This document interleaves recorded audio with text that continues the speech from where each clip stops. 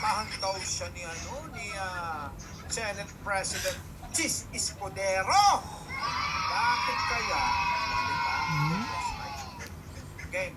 Game, dito na tayo. Pasok. Pero halitan naman beses mata ko doon kay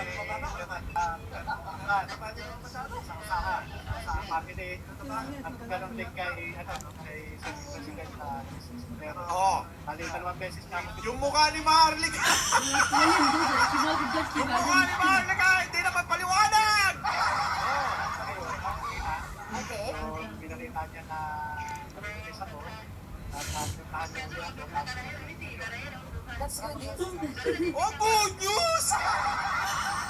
Good news ba yun? Pinuntahan siya ni ni Chis tuloy. Chis Escudero. Sige, pasok. Yeah. Pero si Wala. Nag-usap kami na puso sa puso kagabi. Kami. At kaya sabi nga niya, Ala, Maharlika. Kabahan ka na. Kabahan ka na. Kabahan ka na. Ha? Biruin mo ako, nag-heart to heart daw sila. Kung si Chis Escudero may heart, silang dalawa ni Jinggoy nag-heart to heart.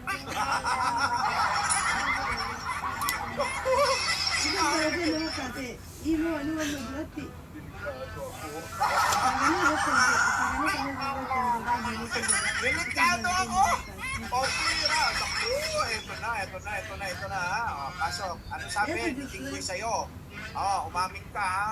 si Senator Tito Estrada, nag-usap kami na puso sa puso kagabi. Sabi nga niya, pinastos mo ba ako? Kaliwanag ako sa kanya, sabi ko, pero sabi niya, hindi na tayo mag-aaway eh.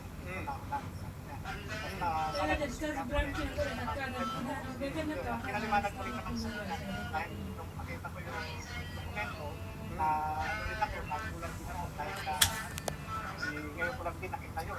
At kita,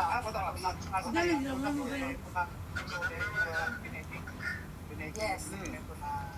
pero sabi ko nga, sana makipakita yung original. Kasi sabi ko, tingin ko, kumakakit. Parang let's give Senator Jinggoy Estrada the benefit of the doubt po, doon sa PDS na sinabit sa kanya ng picture. Parang ang bait ni Maharlika dyan.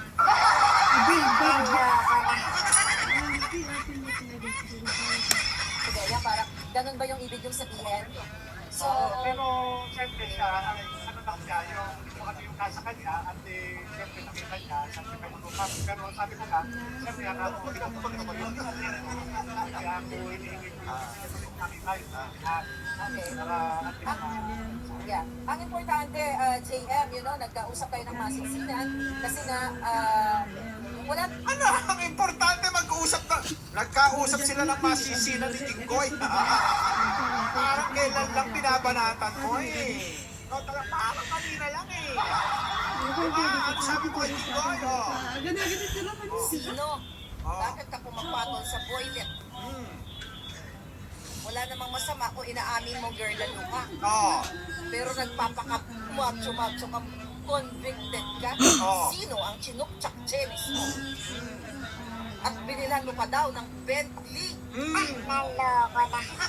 Ang lalaki mo. Ayon sa aking source, sino ang lalaking binilan mo ng Bentley? Saan galing ang pera? Pera ng bayan.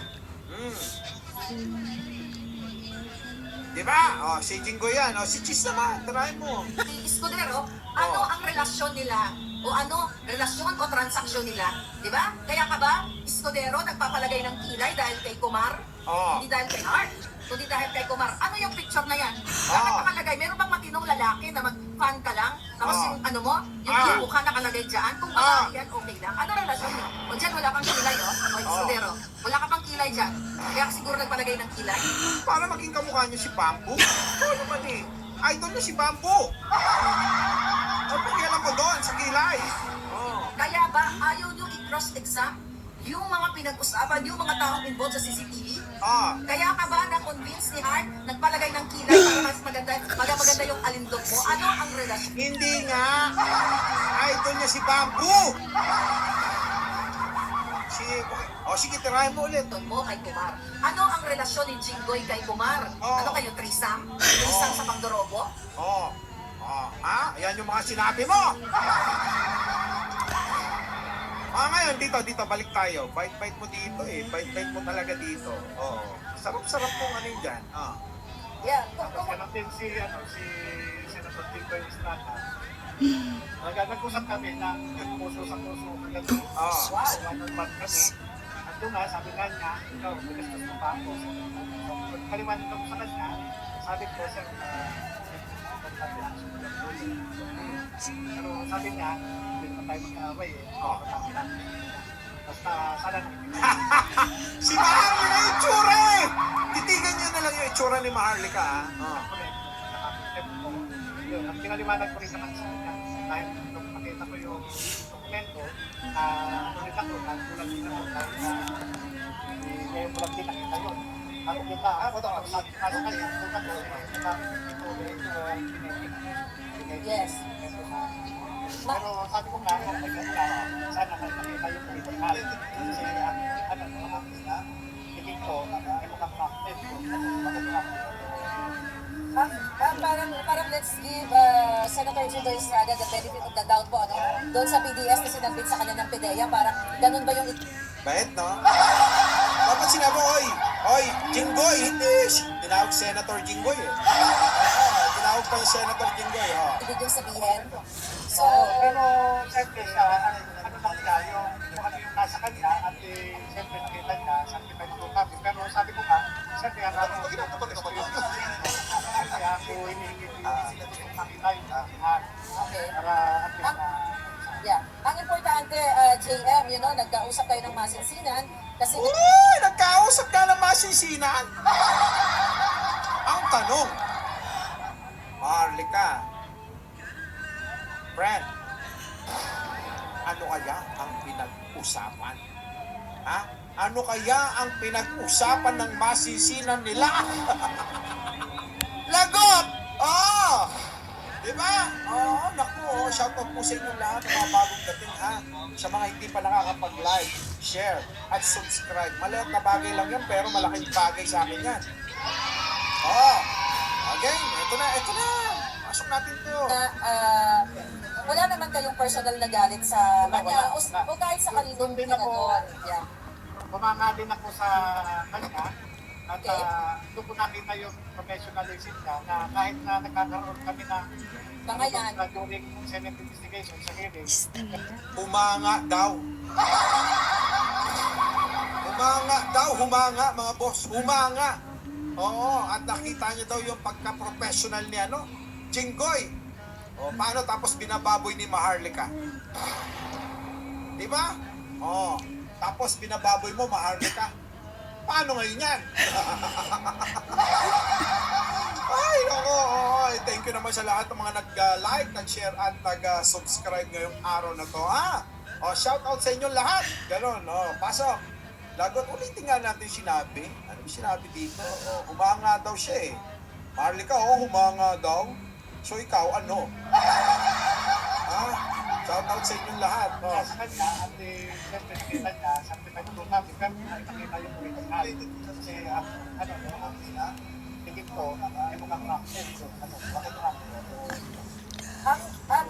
Parang let's give Senator Tito Estrada the benefit of the doubt po, doon sa PDS na sinabit sa kanya ng PDEA, parang ganun ba yung ibig Kanina, Junggoy ang tawag mo eh. Ngayon, may Senator Jinggoy na, yung sabihin?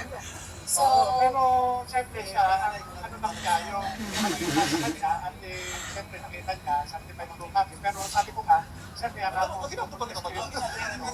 kaya ako hinihingi ko yung makita yung lahat. okay. Para at least na Yeah. Ang importante, JM, nagkausap kayo ng masinsinan kasi nga, wala naman kayong personal na galit sa kanya o kahit sa kaninong pinagod. Yeah. Ayan na, pakinggan nyo! Pakinggan nyo to, pakinggan nyo mga kababayan. Pakinggan nyo maigi, ha? Pakinggan nyo to. Okay. Pakinggan nyo maigi, ha? Yung sasabihin. Oh, makinig, makinig, makinig!